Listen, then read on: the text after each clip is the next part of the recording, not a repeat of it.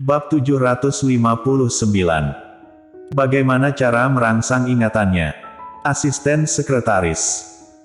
Kedengarannya seperti posisi senior, tapi terus terang, pekerjaan itu sebenarnya untuk membantu sekretaris menjalankan tugas dan bekerja keras.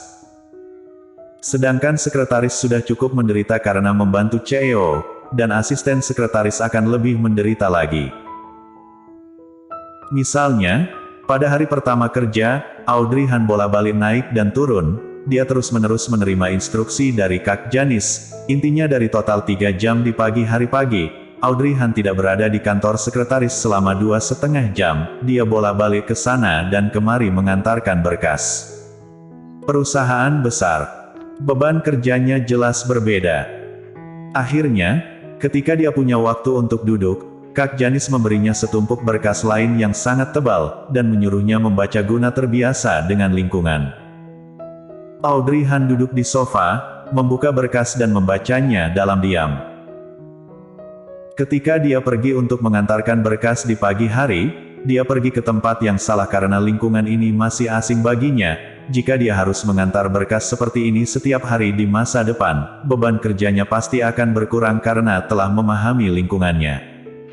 Hanya saja, Audrey Han membalik informasi itu dan mengerutkan kening, berdasarkan apa yang akan dia lakukan di posisinya sekarang, sepertinya dia sama sekali tidak memiliki kesempatan untuk mendekati Golden Ye. Memikirkan pertemuan di lift 3 hari yang lalu, Audrey Han mulai melamun lagi. Saat itu, dia dengan jelas mengungkapkan kepada pria itu bahwa dirinya datang untuk melamar pekerjaan sebagai asisten sekretaris, tetapi dia tidak memerintahkannya untuk jangan datang ke perusahaan lagi. Apa yang sebenarnya sedang terjadi? Apakah dia merencanakan sesuatu? Atau dia sama sekali tidak peduli?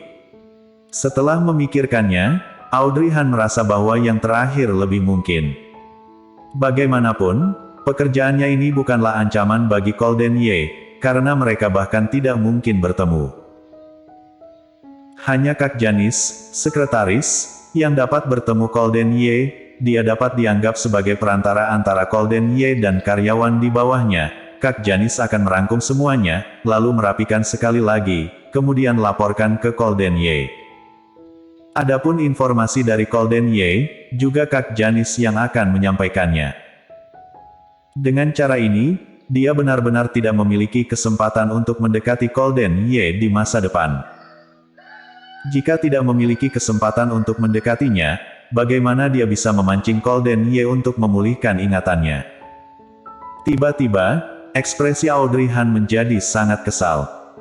Sudah waktunya istirahat makan, apa kamu tidak turun untuk makan? Tiba-tiba, sebuah pertanyaan muncul di atas kepalanya. Audrey Han mengangkat kepalanya, dan melihat Kak Janis berdiri di depannya.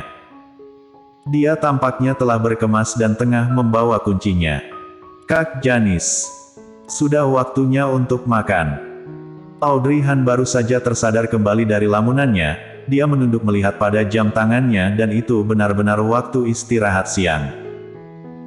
Oh, kamu benar-benar sangat serius bekerja, kamu bahkan tidak mengeluh, kamu pasti lelah setelah bolak-balik sepanjang pagi, kan? Istirahatlah dan pergi makan malam. Terima kasih, Kak Janis.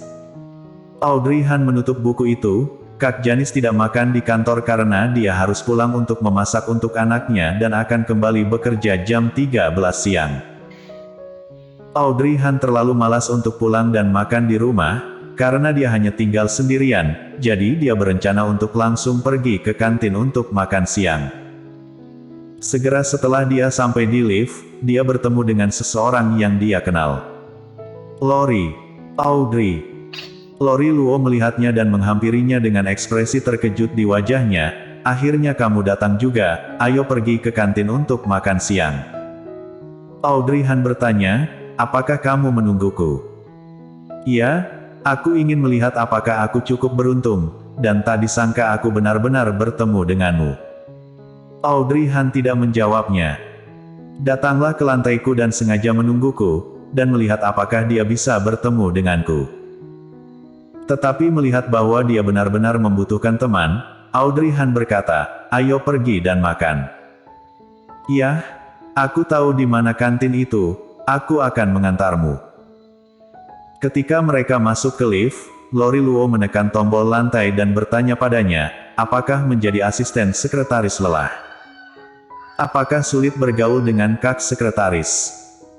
Aku mendengar bahwa salah satu pewawancara hari itu adalah seorang sekretaris. Apakah benar? Lori Luo terus bertanya seperti balita yang penasaran. Iya, yang lebih tua adalah sekretaris. Ah, sepertinya tebakanku benar, itu. Yang masih muda itu. Ngomong-ngomong. Audrey Han memotongnya dan tersenyum, bagaimana kamu bisa terpikir untuk naik mendatangiku? Lori Luo tampak sedikit malu dan menggigit bibir bawahnya, Aku tidak berani pergi ke kantin sendirian. Ada terlalu banyak orang di sana, jadi aku pikir kamu juga orang Tiongkok, kenapa aku tidak mengajakmu untukmu pergi bersama? Dengarkan kata-katanya, Audrey Han mengerutkan alisnya, perilaku Lori Luo ini benar-benar aneh. Apakah kamu belum pernah bekerja sebelumnya? Sudah pernah.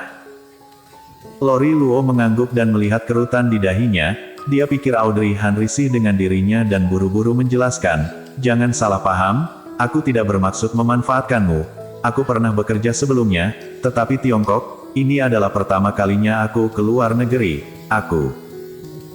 Bahasa Inggrisku juga tidak begitu baik, dan aku pikir orang asing ini sedikit galak dan tidak mudah bergaul dengan mereka. Ternyata begitu. Tidak heran dia selalu mencari dirinya.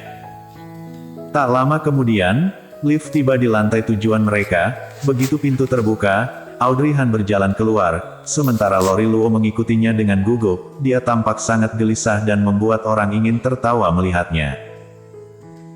Akhirnya, Audrey Han berbelas kasih dan menuntunnya mengambil makanan, ketika mereka akhirnya menemukan tempat untuk duduk, Lori Luo berterima kasih padanya, terima kasih, Audrey, jika tidak ada kamu, aku tidak tahu berapa lama aku harus menunggu. Audrey Han juga menyadari bahwa dia tidak merendahkan diri, bahasa Inggrisnya benar-benar tidak terlalu bagus, karena tadi Lori Luo mengatakan beberapa nama hidangan dengan salah dan tergagap ketika dia memesan barusan. Sulit membayangkan dia berani bekerja di luar negeri sendirian dengan kemampuan bahasa Inggrisnya yang seperti ini. Bagaimana? Kamu bisa ingin bekerja di luar negeri? Lori Luo memasukkan sayuran hijau ke dalam mulutnya, kamu pasti mengira bahasa Inggrisku jelek, tapi kenapa aku mau kerja di luar negeri? Sebenarnya, karena alasan itulah, aku ingin melatih diriku, kalau tidak, keluargaku selalu menertawakanku, aku ingin membuktikan diri. Jadi begitu, dia datang ke sini untuk belajar, dan sepertinya dia keluar negeri karena marah dan tanpa membawa uang. Gadis zaman sekarang, Audrey Han tersenyum, meminum sup dan tidak menjawabnya lagi. Ketika Audrey Han makan, dia selalu memikirkan tentang Golden Ye. Selama dia punya waktu luang sekarang, pikirannya akan penuh dengan bagaimana cara merangsang Golden Ye untuk mengembalikan ingatannya sesegera mungkin. Setelah makan, Lori Luo juga mengusulkan untuk turun bersama untuk melihat-lihat lingkungan sekitar, lagi pula masih ada waktu. Tapi setelah ke sana dan kemari sepanjang pagi, Audrey Han sudah lelah, mengingat sofa di ruang sekretaris, dia sangat ingin pergi ke sana untuk beristirahat, jadi dia menolak ajakan Lori Luo. Setelah tiba di ruang sekretaris, Audrey Han duduk di sofa, melepas sepatunya dan meringkuk, dia menggosok betisnya dengan tangannya. Sudah lama sejak dia bolak-balik ke sana dan kemari seperti ini, kakiku begitu pegal. Ketika sedang mengurut kakinya, telepon di ruang sekretaris tiba-tiba berdering. Audrey Han tertegun, dan kemudian bangkit untuk menjawab telepon. Suara laki-laki dingin terdengar dari ujung telepon. Buatlah secangkir kopi dan antarkan untukku. Bersambung.